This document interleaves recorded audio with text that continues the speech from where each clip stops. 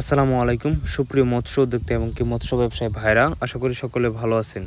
তো বরাবরের মতো আজকে আমি আপনাদের মাঝে নতুন একটি ভিডিও নিয়ে হাজির হলাম। সেটি হলো দেশি গুলশা মাছের পোনা। দেশি গুলশা মাছের পোনা যা আপনারা আমাদের কাছ থেকে বর্তমানে পেয়ে যাচ্ছেন কেজিতে 1000 পিস, আরেকটা আছে কেজিতে 2000 পিস, আরেকটা আছে কেজিতে 3000 পিস।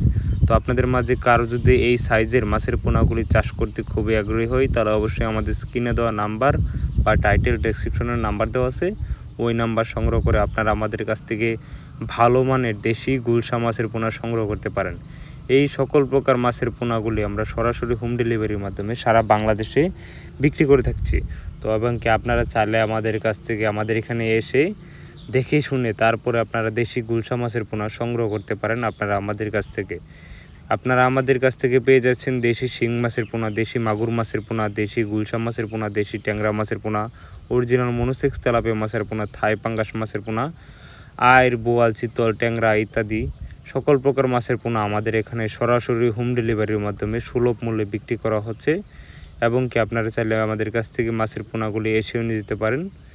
তো দেশি গুলশা মাছের পোনা চাষ করতে হলে প্রথমে আপনাদের পুকুর প্রস্তুতি করতে হবে।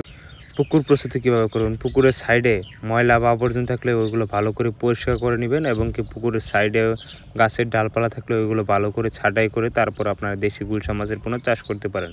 এবং কি পুকুরে পানির কালার থাকতে হবে হালকা গ্রিন কালার, সবুজ জাতীয় কালার, এবং কি পুকুরের পানির ফিট থাকতে হবে 3 থেকে 4 ফুট। তাহলে দেখবেন যে আপনারা গুলশা মাছের পোনা চাষ করে 4 থেকে 5 মাসে দেখবেন যে ফলন পেয়ে যাচ্ছেন, বাজারজাত করতে পারছেন।